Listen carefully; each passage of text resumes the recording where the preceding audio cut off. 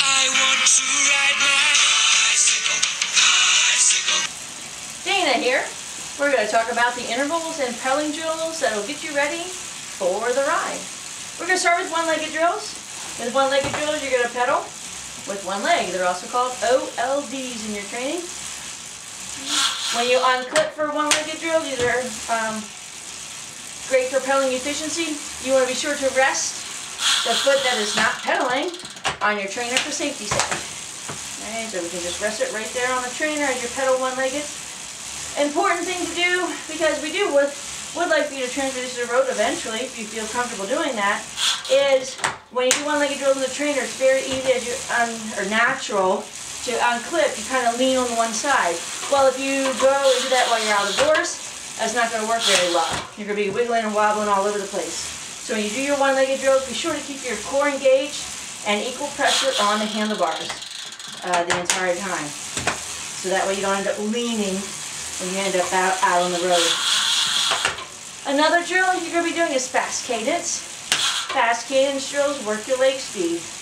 A lot of beginners just naturally have a default RPM kind of lower than we would like. We would like around 85 to 95 RPMs by the start of the ride. That's the efficient pedaling RPM for an endurance cycling event. So over the miles, we don't want you mashing the gear from the get-go, because then you're not going to have a lot left when you really do need it toward the end of those long miles that you're going to be putting in, or for the climbs. So it's okay if you start at 70 RPMs, you just know you need to raise that. So your coach might have you say 80 RPM is your first range for your fast cadence drill. You're going to stretch yourself. If 70 is your default, pedal at 80. The next level after that might be 85. And you'll be doing these in succession, pedaling faster at 90. Okay. Eventually we'll get you to be able to pedal over 100 RPM smoothly. Okay. It might seem impossible now, but it definitely won't be at the end of your training. Key with fast cadence drills is if you start to lose your form when you really get to the higher level, we'd rather you drop off the RPM, keep the good form. Form trumps the RPM range. Another drill you'll be doing is the opposite of that. That is OverGear. So big circles, you'll be pretending you're have a pencil and you're making giant circles at the outside of your shoe.